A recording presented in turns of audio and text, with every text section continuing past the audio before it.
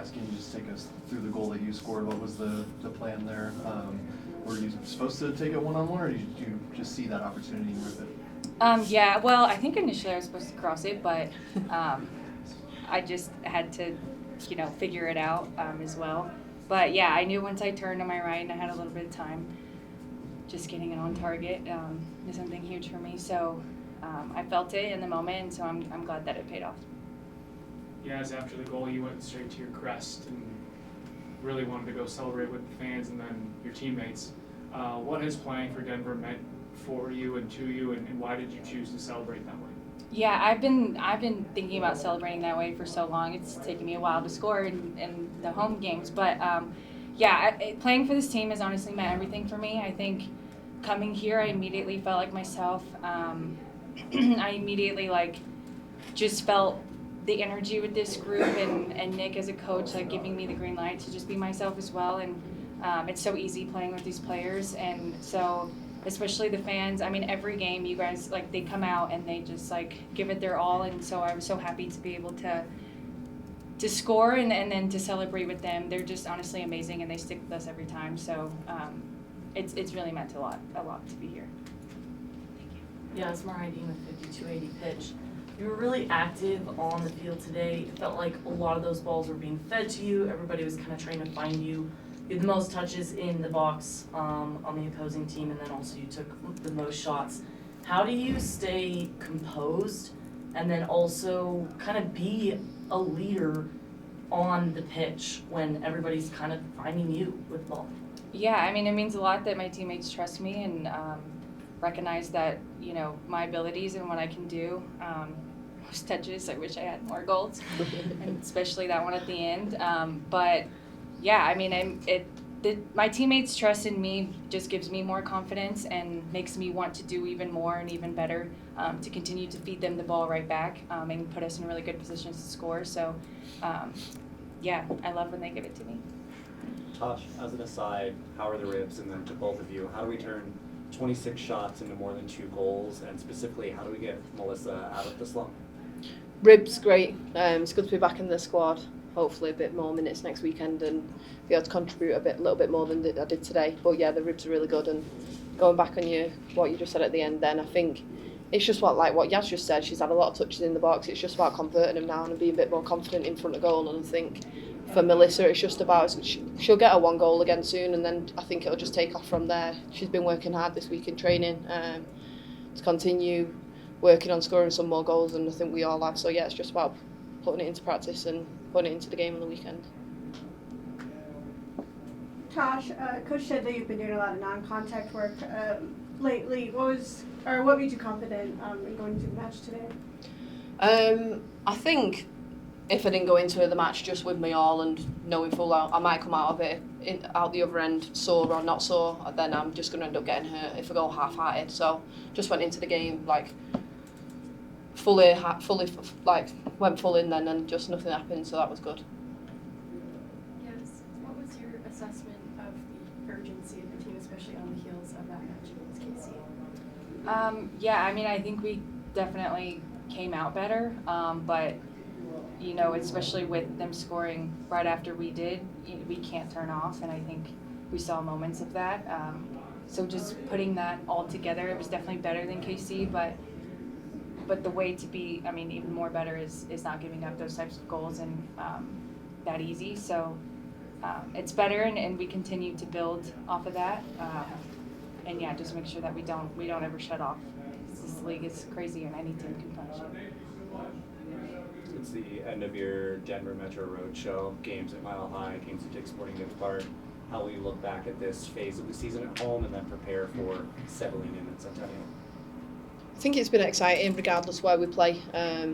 The facilities that we've got at the new place at Centennial is amazing. It's given us what we need to prep for the weekends, and I think going into a new stadium next weekend is exciting not only for us as players but for the fans as well, and I think everyone's excited about it, and I think it doesn't really matter where you play as long as we bring the performances, and hopefully we'll bring a better performance next weekend. The fans will be happy and we'll be happy as a team and staff. Nick, obviously with the result, you talked about last week out, you talked about the response. What kind of response would it take? And I just wanted to get your thoughts on, did you feel the team responded in the way that you wanted them to, and just your overall reaction, really? Yeah, I think you can see the response was evident. I seen it in training this week, and I felt it today in the locker room and in the warm-up, and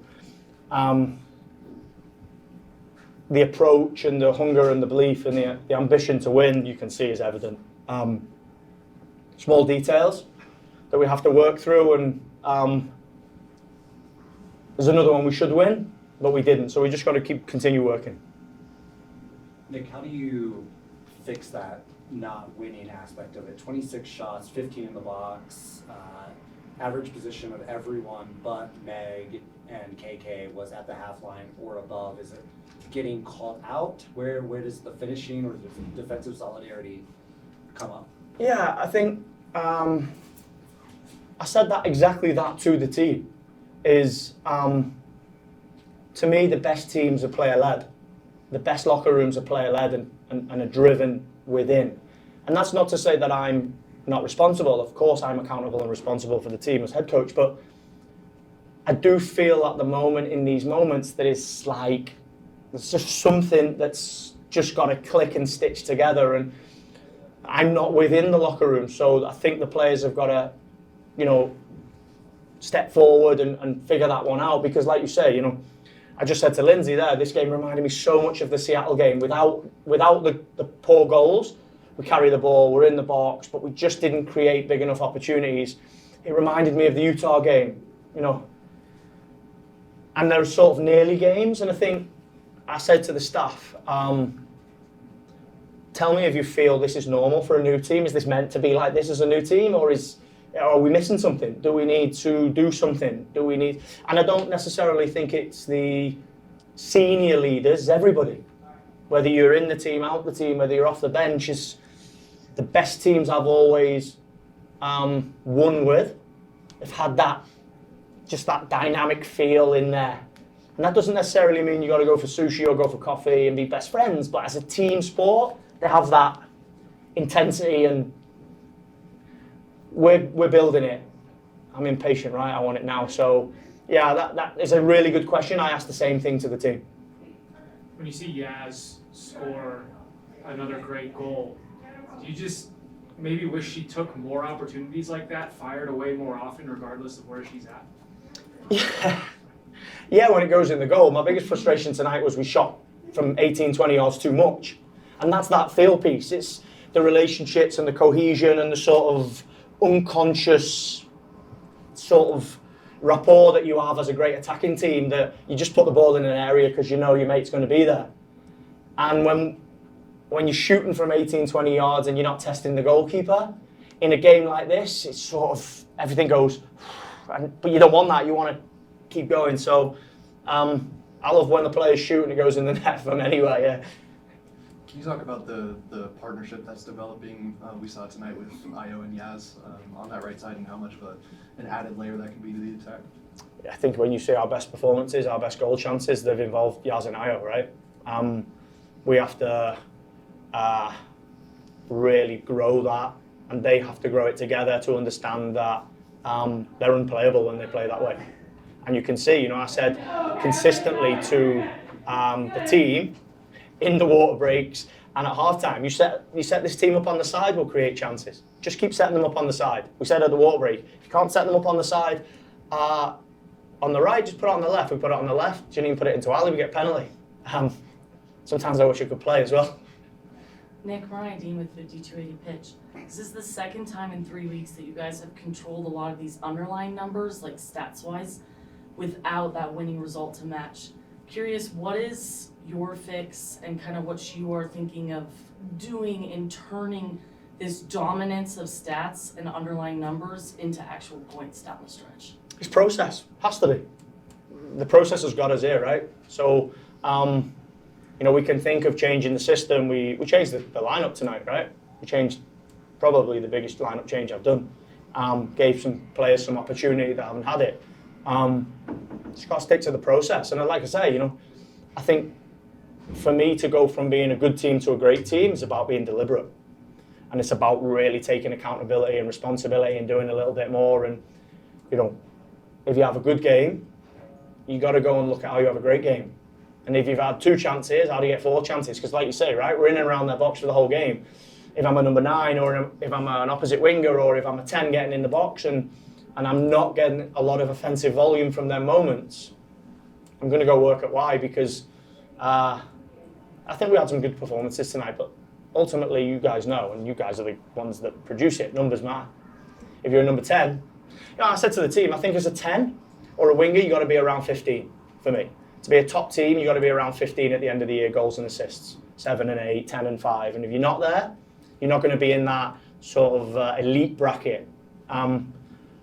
So as a player, you got to ask yourself how you're going to get there. And as coaches, you got to put us under pressure and, you know, make sure that you are the player that's getting there, and then the team will always benefit from that. So good tonight, but I agree a little bit.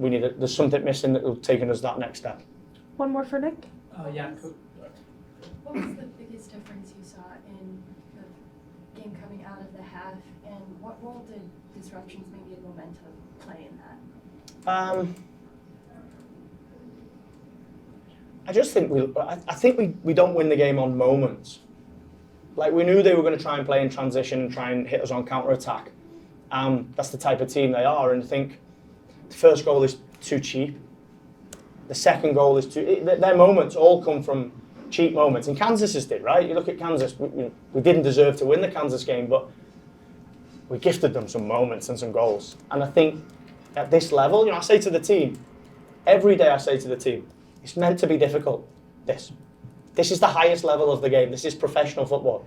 You can change countries. You can go to Germany or France or England. That's just your opinion that league might be better. But this is the highest level. It's meant to be difficult. So you've got to be on your game every week, because if you drop the ball down and you're out of position, they'll put the ball on the side, put it in the box, and it'll be 2-2. We've got to get better at those moments.